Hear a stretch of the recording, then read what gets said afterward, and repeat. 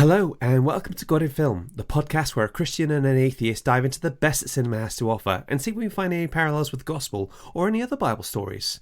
I'm media coordinator and oncoming storm, Giles Gough. And I am religious studies teacher and mad woman in a box, Natalie Minaker. And today, for this very special episode, we're going to be looking at Doctor Who, the long-running sci-fi show that is soon to be celebrating its 60th anniversary. Now, I feel like Doctor Who has a real special significance in our friendship. It really does. I feel like I'm responsible for getting you into Doctor Who. 100%. Basically, right, so I watched Rose because it was such a big deal when it came out, and I saw the incredibly CGI, the shonky CGI. Yeah, I saw, it's a bit wonky. It's not great, you know. I saw Noel Clarke get attacked by a bin and become all plastic, and frankly, now that we know what we know about Noel Clarke, that was definitely an improvement. But it didn't seem like it was absolutely essential viewing. And then I came back from America, and Claire was like, Nat was like, no, you really have to watch this, you know. So while some people talk about Doctor Who being part of their childhood, for me, it was very much about that kind of early stage in your sort of adult life, you know, like the fact that sort of Rose is by any regular metric an adult, and she still doesn't really know what she's going to do with herself. That was very much how I felt. Well, we were both still at uni, so that was like our default setting.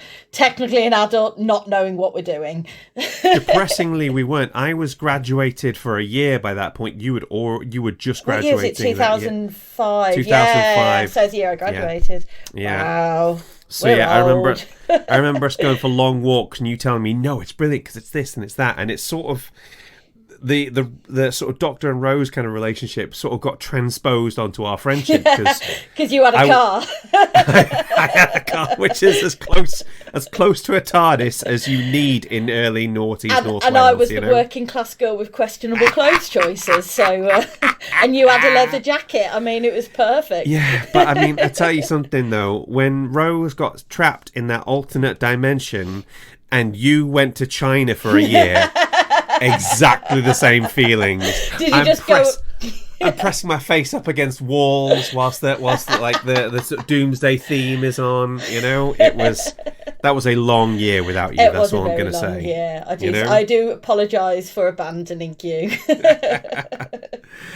Now, some of the more sharper-eared listeners will notice we're covering Doctor Who, which, you know, for the hardcore fans, you'll obviously know we already did this several years ago, and to you, I say, A, well done for noticing, B, shut up, and C, it is a extremely long-running show. It's been going for 60 of your Earth years. There is so much in it that I feel like we can probably get away with having more than one show on it, you know? So let's get our sonic screwdrivers at the ready. You got yours? Yeah, I got mine. Yeah, fair. Well, actually, technically, I'm pretty sure you've got mine over there. You know? Yeah, I may have accidentally stole it from your house when I dressed up as River Song at your Halloween party. I tell you what, though, I have a real thing for River Song because Alex Kingston does nothing for me. River Song, hello. Can I come to your house? So you had please? some confusing feelings at that party when your best friend turns up dressed as River a little bit, yeah. It was like, okay, here's Nat, and she does nothing for. Oh, wait, hang on, the hot window has opened. For our wedding, we did like different invites. There was like a Casablanca themed invite, and there was a Harry Potter themed one, and a Jane Eyre themed one, and there was a Doctor Who themed wedding invite. One with like Claire, my wife Claire, dressed up as the Doctor, and me dressed up as River Song. So that's one of the few cosplays we've got in common. Oh, we've both done River Song. I never realised. We've both done River Song. Now, without further ado, let's get into Nat Facts. Nat Facts. Doctor Who is a long-running British science fiction television series that follows the adventures of the Doctor, a Time Lord from the planet Gallifrey who travels through time and space in the TARDIS, his time machine. And just as you said, Giles, the series is celebrating its 60th year this year. 60 years. That's actually older than us. I know, we've been around that long. The first episode of Doctor Who, titled An Unearthly Child, originally aired on November 23rd, 1963. This date holds historical significance because it was the day after the assassination of President John F. Kennedy on November 22nd. The episode was repeated a week later on November 30th, which allowed more viewers to experience the beginning of the iconic series without the disruption caused by the news coverage of the assassination. So I don't know if you were aware, they actually repeated it the following week. I knew that. I heard something about the show being late because of Kennedy's assassination. I think it was more that people were like, I don't particularly want to watch a new science fiction programme when, like, something cataclysmic has happened. Yeah. No, I'm just so we're clear. Have you accounted for your movements on the time of Kennedy's assassination? Dude, you're my alibi. Just two dudes hanging out on a grassy knoll. No big deal. Whatever. Many episodes from the early years of Doctor Who were erased or lost due to the BBC's policy of reusing tapes. Fortunately, some missing episodes have been recovered through various means, but many are still missing. Currently, 97 of the first 253 episodes in the programme's first 6 years are missing. If I had a time machine, that is what I would use it for. I would go back in time, find the person who made that decision to wipe those tapes and give them a good long stare. Yeah, but have you seen what they've started doing? Is they've started actually finding the audio for them and animating them. Yeah, they've been doing that for a while. Stories aren't completely gone, and also they've been able to sort of turn them into like novelizations and that sort of thing. And they turn up all over the place. I think only recently this year some more have been unearthed. So you know, it eventually. My belief is they all are out there somewhere, and they will eventually be found. Another fact, the Doctor's ship, the TARDIS, is one of the most recognisable images in British pop culture, taking the shape of a blue police box. In the show, although a TARDIS is normally capable of disguising itself to blend in with its surroundings, the Doctor explains later that the ship's chameleon circuit broke down in England in 1963 and left the TARDIS stuck as the familiar blue box we all know and love. Now, real police boxes were phased out in the 1970s, and over time the image of the blue police box became associated as much with Doctor Who as with the police. In 1996, the BBC applied for a trademark to use the blue police box design in merchandising associated with Doctor Who. In 1998, the Metropolitan Police filed an objection to the trademark claim, maintaining that they own the rights to the police box image. In 2002, the Patent Office ruled in favour of the BBC, arguing that there was no evidence that the Metropolitan Police or any other police force had ever registered the image as a trademark. In addition, the BBC had been selling merchandise based on the image for over 3 decades without complaint by the police. I love that. I love that the BBC owns the trademark to the police box rather than the police. BBC just basically just went straight in and just straight up stole the... And just went, dibs. Yeah. Did you know, here's an interesting fact, I don't know if you know this, do you know where the sound of the TARDIS materialising and dematerialising came from? That kind of grinding noise. What, you mean a sound like this?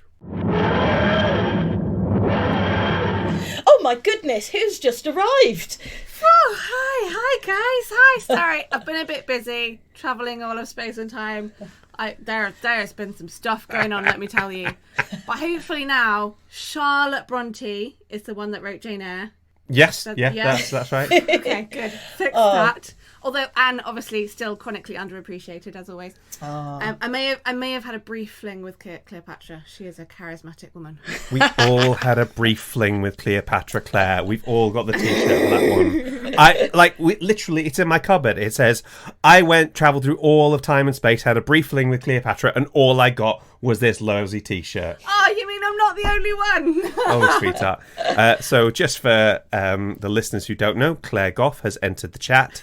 And Claire is in this episode because, my gosh, how on earth would I try and keep her out of it, frankly? Broadly speaking, we have a simple rule, and it's that Claire does whatever she wants on this podcast. So, hello, darling, how are you doing? Hi, I'm doing good, thank you. Natalie, you were saying about the TARDIS sound effect. where the sound effect comes from for the TARDIS materialising and dematerialising? I do not. think I do, but just impress me anyway. It is the sound of a key being rubbed on a piano string. That kind of like grinding metallic sound. Oh, I love that. That's so awesome. Just they apparently in the workshop, was it the Radiophonics workshop? They were just messing around with noises and they were like, oh, this sounds good. I have one more fact for you, and this is an incredibly self-centered fact. This is a little Nat fact, is that my eldest daughter's name was partly inspired by Doctor Who. So my 8-year-old Verity, who you guys have been you've experienced my goddaughter Verity. I should make yourself godparent. Yeah, I am self-appointed godfather. Does she have a?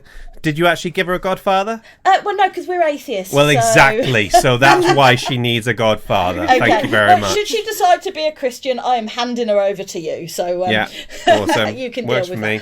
that. So yeah, my goddaughter, my daughter, 8-year-old daughter Verity, was named after the late Verity Lambert, the first producer of Doctor Who was the creation of the show back in the 60s.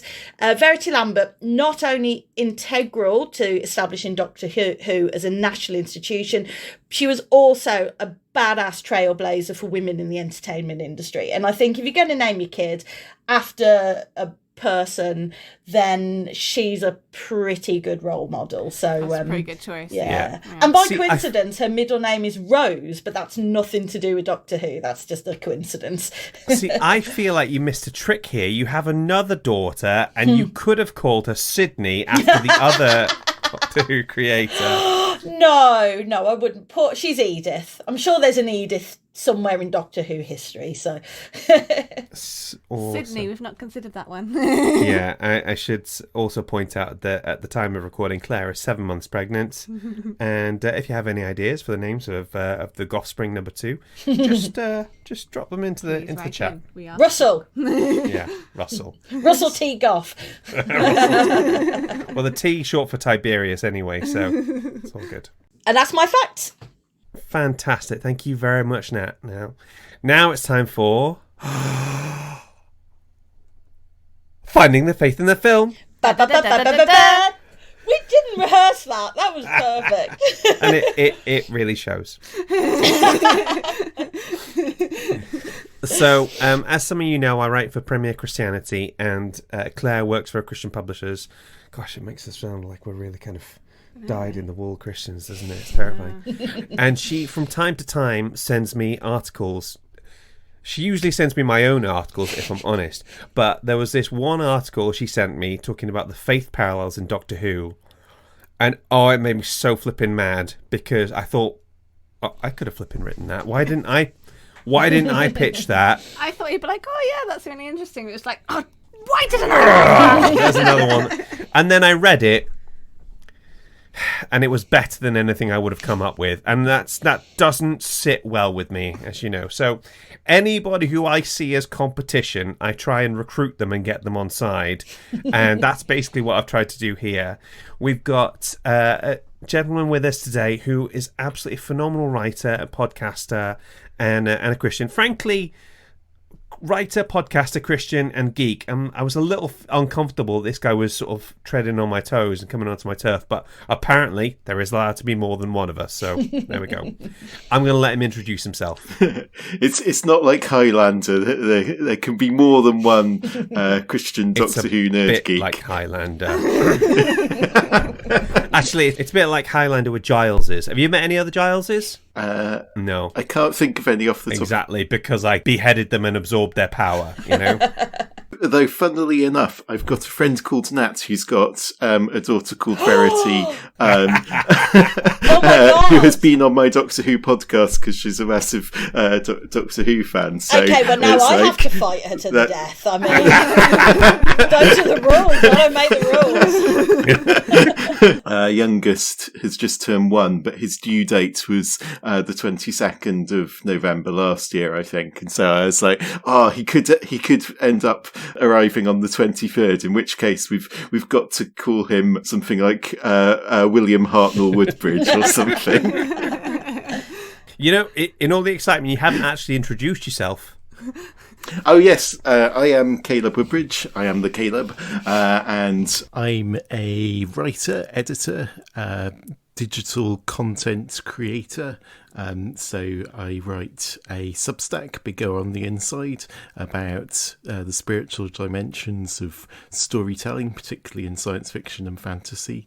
I have a very occasional podcast on imaginative discipleship, so exploring how imagination plays a part in the Christian life. So you can find those on biggerinside.co.uk and imaginativediscipleship.com. I work for Media Cymru, a research centre at Cardiff University, working with different companies and organisations in the Welsh creative industries to support research and innovation. And I'm also a Doctor Who fan of very long standing.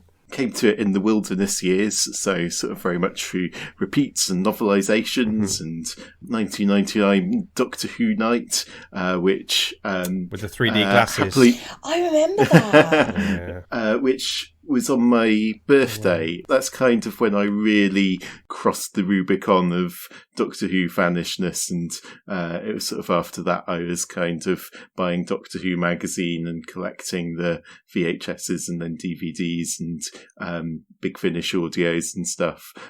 So I was overjoyed when it came back in 2005, particularly since I was heading to Cardiff University to study English and history, but Doctor Who was going to be made on my doorstep, and I did indeed see it filming. In fact, I saw Doctor Who filming at Cardiff University just this week, because they were outside the Biosciences building pretending it was a hospital. I'm so jealous. Oh, that's amazing. It's one of the fun things about walking through Cardiff, because you do feel like you're walking through a film set. You have like Doctor Who, Torchwood, and a bit of Sarah Jane. Okay, Caleb, let's get into it. What can you tell us about faith parallels in Doctor Who? Doctor Who is really interesting because on the one hand, Doctor Who's got quite a strong rationalistic streak, humanistic streak. It's often been written by atheists, Russell T Davies, Stephen Moffat, Chris Boucher back in the 70s, Douglas Adams, of course. And so you very often had gods turning out to be mad computers or evil aliens and stuff like this, and the Doctor applying his rationality to disprove these superstitious beliefs. But there's also then a bit of a tension, because the Doctor has grown over time into this more and more messianic type figure who's saved the universe several times over, who is deeply moral and empathetic. He sort of forgives his enemies, like the Master in Last of the Time Lords forgives Clara when she sort of betrays him and stuff. He's a very non-violent, violence as a matter of last resort type hero, relying on his wits. There's lots that's very, very deeply Christian in the way that he behaves as a hero. Some of those things aren't exclusively Christian, but they come down to us within our Western culture, very much inflected by Christian values and Christian heritage. So there's this real interesting spiritual paradox of romantic rationalism, a desire for a messiah coupled with a scientific rationalism, someone who's both a lonely god and a madman in a box. And I think, in my experience of fandom, I think probably both outspoken atheists and Christians are sort of overrepresented in terms of often it's people with strongly held beliefs who perhaps feel a little bit on the outside of things, who particularly resonate with the Doctor, who that appeal to people both of no faith and of strong faith is really interesting. And I think Doctor Who is a great opportunity. One of the things I love about science fiction is how it opens up these big questions in a way that can bring people of different beliefs together around the the campfire of storytelling to engage with some of life's big questions. There's Buddhism, there's Christianity, there's all these different things at different points. Russell T Davies in particular often plays with Christian imagery, but in a way that's quite subversive and clever in terms of putting a more humanistic spin on it. So there's so much to talk about there across the show's 60 years of history. 100%. Do you want to tell us about the trailer? Because you made a fantastic point just about the Christopher Eccleston trailer, and like after 50 odd episodes in, I am pretty good at finding faith parallels at pretty much anything, as the Fireman Sam episode will attest to. You managed to find a faith parallel in just that trailer with Christopher Eccleston, which I thought was fantastic, and I was hoping you'd tell us a little bit about. This was the trailer, the Do You Want to Come With Me trailer back when the show was coming back in 2005. So it was very much trying to get people on board, and it was Christopher Eccleston's sort of direct to camera. Do you want to come with me? Because if you do, I have to warn you. It won't be quiet. It won't be calm. It won't be safe. But I'll tell you what it will be. The trip of a lifetime. It sort of mentions various things: aliens from the past, ghosts in the past, aliens from the future, the day Earth died in a ball of flame, eschatology even in there. The thing it reminds me of is that call of Jesus to be a disciple, to come with him, to follow him, the way he called these ordinary people, these ordinary fishermen, and other people out of their ordinary lives to come and be his disciples. The Doctor's not just someone having adventures. He's not just fighting monsters. He's fighting injustice. And there's a wonderful speech by Rose in Parting of the Ways where she thinks she's been sent back to Earth for her protection by the Doctor, and she's trying to find a way back to him in the future as he faces down the Daleks. And she tells her mum and Mickey, it's not just the aliens' adventures, it's the standing up, it's saying no, it's doing what's right. And so I think there's something deeply resonant in that, and I think that moral core to the show and of the character of the Doctor, I think, is something that's really integral to the show's long-lasting appeal. And again, it's got a spiritual dimension to it. It doesn't that can resonate across different beliefs, but certainly it's hard for me to hear that "Do you want to come with me" thing without hearing the echo of Jesus' call to come follow me. That's interesting. I think one thing you also picked up on was like just the exciting nature of following Jesus. I haven't been called to do any kind of long-term missions or anything like that, but I've done sort of short-term ones in different places. I've ended up making videos for different charities because following Jesus, and I think the entire sort of course of your life, Claire, changed dramatically just because you followed Jesus, didn't you? Yeah. So I was working down south near my parents, living there after I left university, and kept hearing about human trafficking, and I was kind of being hit over the head by the subject everywhere I went until I got the hint that God wanted me to do something in that area. So I ended up moving to Manchester and working for a charity, and I never would have moved up here if it wasn't for that. And I was quite an anxious, shy, early 20s girl, so it was a bit terrifying. It's not something I would ever have dreamed of if I hadn't felt like it was something God wanted me to do. And he really turned up for me, honestly.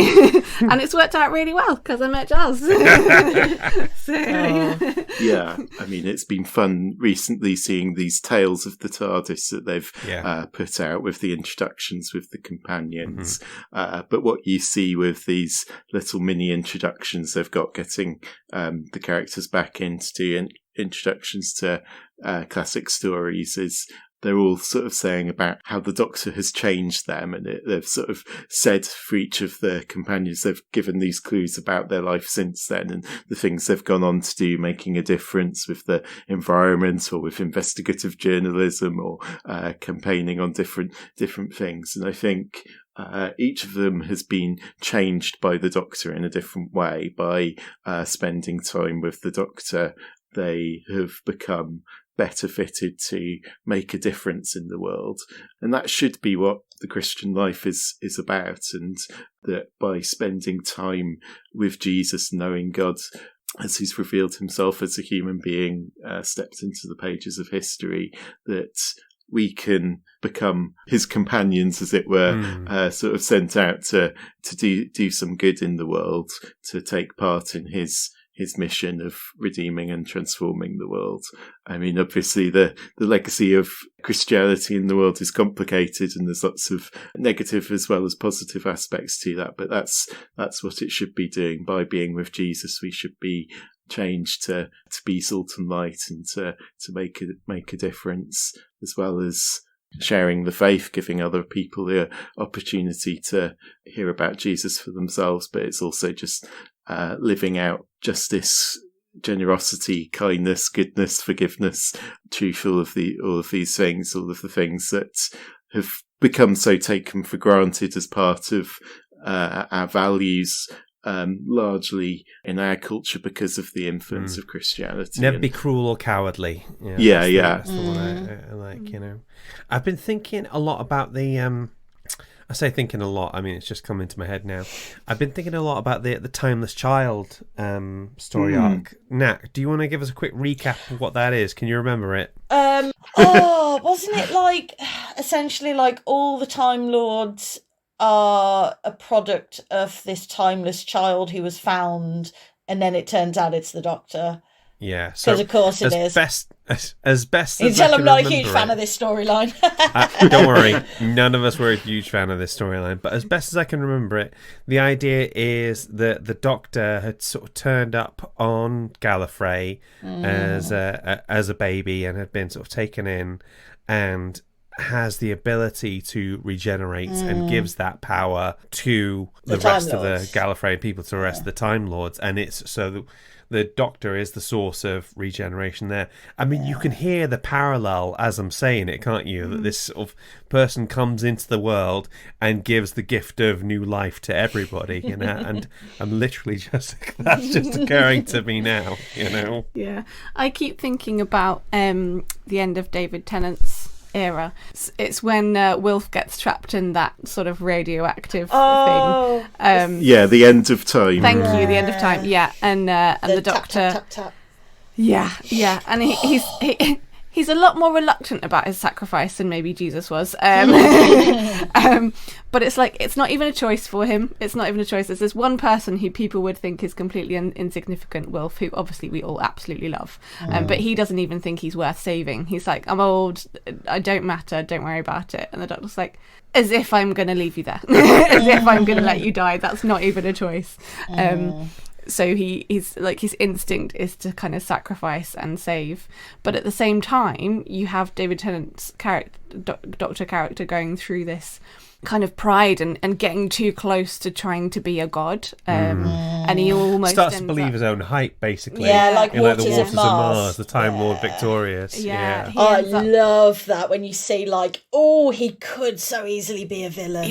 It's so, and he almost ends up as like a fallen angel, because he starts to he wants to be a god and starts to want to have that ultimate power, and just gets a little bit too close. And I think that was a really interesting just investigation into, what if the Doctor starts to want to have all this power, and it kind of comes from a good place of wanting to save everybody and wanting everything to be okay, but he still tries to take on that power for himself, which nobody should have. I mean, it lasts like really for 10 minutes, doesn't it? And then he realises the error of his ways, so we'll let him off, and then he does an awful good job of trying to make up for it. So. We've all been consumed with godlike power for 10 minutes or so, And I think it's interesting because there are ways in which the Doctor gets set up as this kind of quasi-messianic figure, especially sort of, say, the end of David Tennant's second series with The Master and The Sound of Drums and Last of the Time Lords. And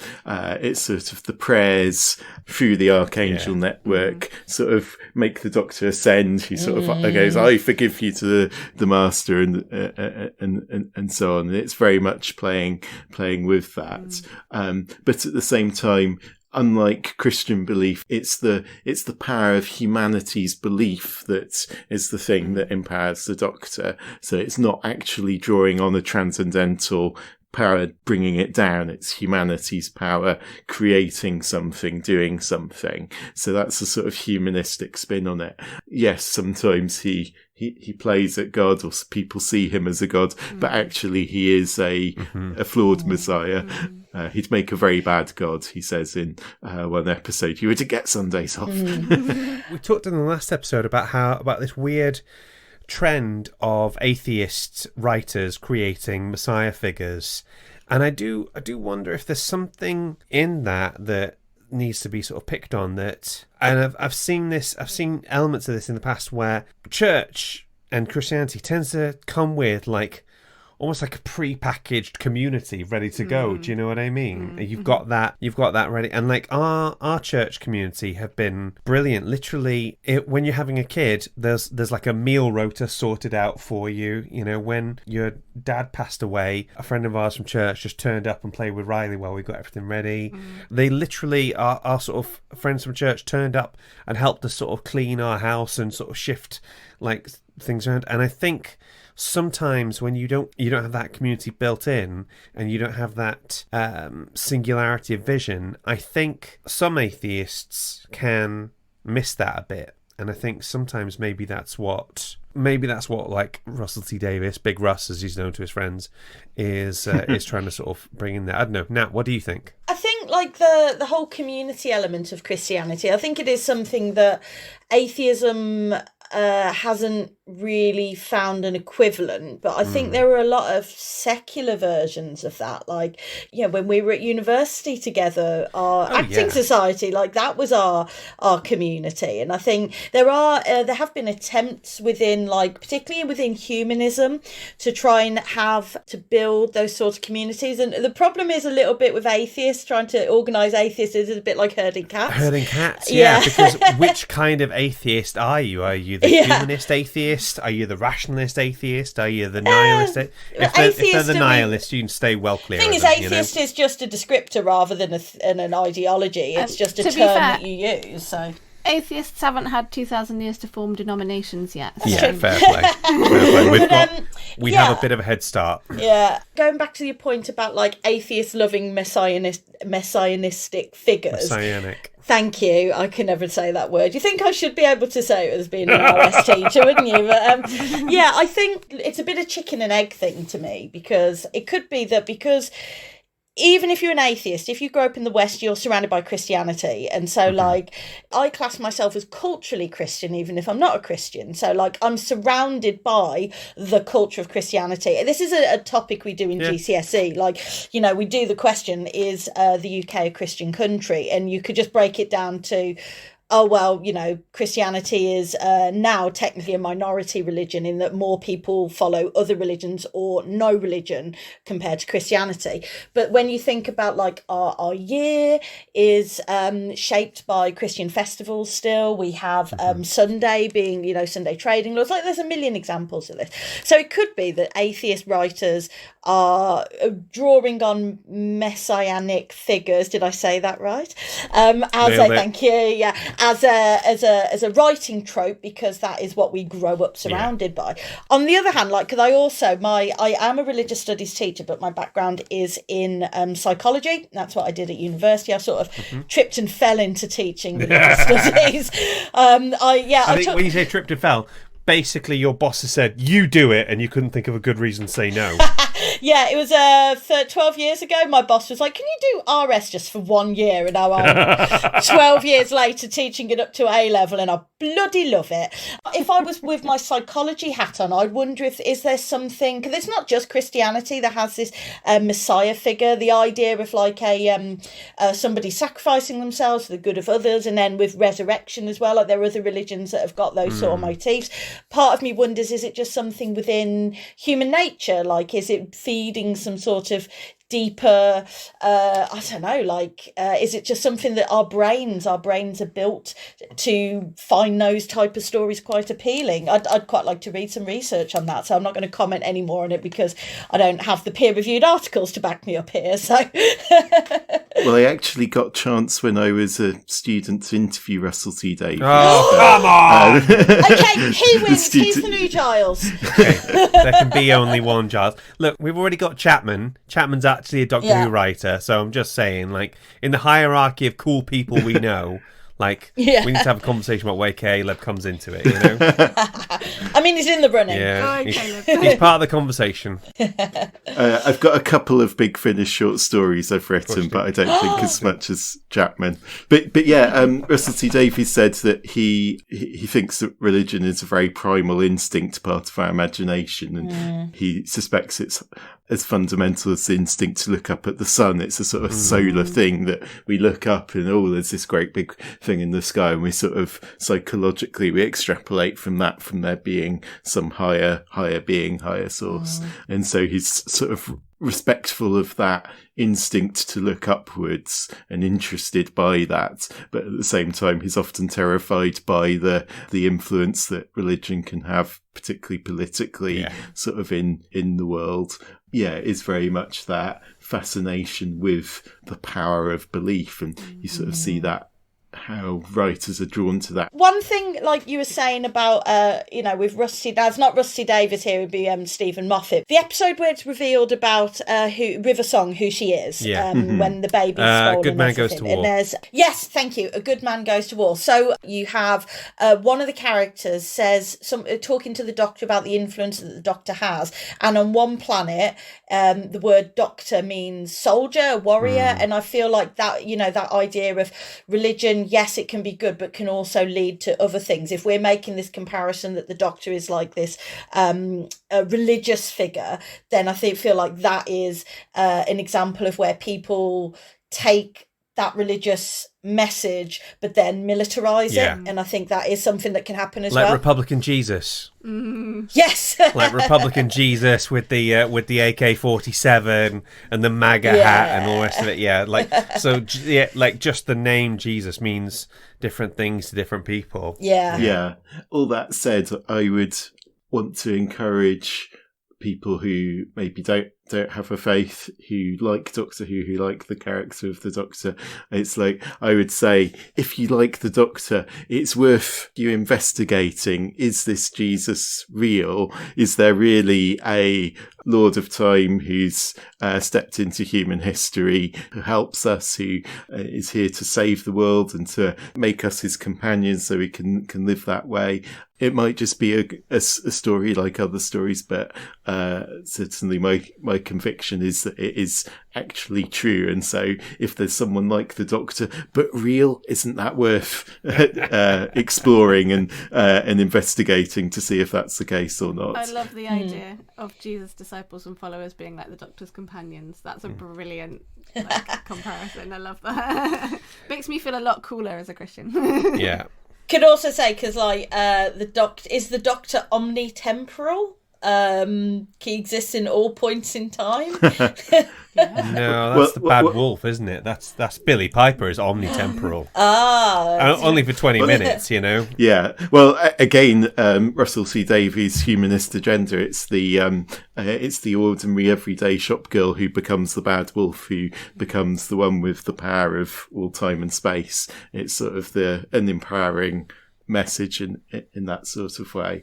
But it's also interesting because in Human Nature, Family of Blood, you've got Timothy Latimer describing the Doctor. He says he burns like the fire at the heart of the sun and sees the turn of the universe, and he's wonderful. And it's very strong echoes of Revelation 1, where it sort of describes Jesus in his glory, having gone into heaven, sort of shining like the noonday sun and being the one who holds the keys of death and Hades. And Paul Cornell, of course, he wrote that. His wife is an Anglican vicar. I think he's a Christian with pagan sympathies. He's sort of a little bit eclectic, but sort of very much into the sort of spiritual side of things. And that story of the Doctor becoming human is very much the kind of, and then having to give up the life that he has. It's very much playing off the Christ story, the idea of incarnation in that one as well. In fact, I met someone who an American who wasn't familiar with Russell T Davies and his background and stuff, but had watched series 3 of Doctor Who and assumed it must be deliberate Christian allegory because there were so many Christian themes running through it, which I thought was fascinating. It's like close, but not quite. But it's definitely at play in there. Different writers bringing different perspectives on it. I love that episode. Yeah, it's such a good story. Okay, ladies and gentlemen, that is the end of Finding the Faith in the Film section. We have some reviews. I say some, I mean one. Yay! This comes in from Alicia Hutchinson. And she says, I started listening to the God in Film podcast because of their Taylor Swift podcast. As a die-hard Swiftie, I thoroughly enjoyed hearing Giles and Kat talk all things Miss Swift. Not only was it entertaining to listen to them discuss the intricacies behind Taylor Swift's music, and I mean, she's a true mastermind, I also gained a new perspective on her music and perhaps even her own personal faith journey too. The podcasts are incredibly easy to listen to.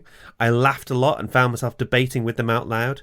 I even joined in on the top 10 Taylor Swift songs, and yes, I agree that All Too Well 10-minute version is a masterpiece. Accurate. Overall, I highly recommend the podcast for some great facts and quality entertainment. So that was lovely to hear. Thank you, Alicia. Oh, lovely. Guys, thank you so much for coming on the show today. Always a pleasure. Caleb, thank you for sort of coming and sort of joining, sitting up with us weirdos. Yeah, thank you. We really appreciate it. Listeners, thank you very much. I hope to see you again for our Christmas special episode, which I really have no idea when I'm going to be able to record that, but there we go. Okay, all right, until next time. Bye! Hey, thanks for having me. God in Film is hosted and created by Giles Gough. That's me. Mixing and editing by Giles. Our logo was designed by Julie Walsh. And our theme tune was composed by Rick Lee. Fact-checking and waffle editing by literally no one. I've gone drunk with the lack of oversight. Please rate and review. Unless it's a 1-star, in which case just remember, I'm Giles. I'm a geek. I'm from the city of Bangor in the land of Wales. I'm 40.5 years old, and I'm the man who's going to entertain you and the minds of all 6 other people listening to this podcast. You got a problem with that? In that case, hallo und Sie!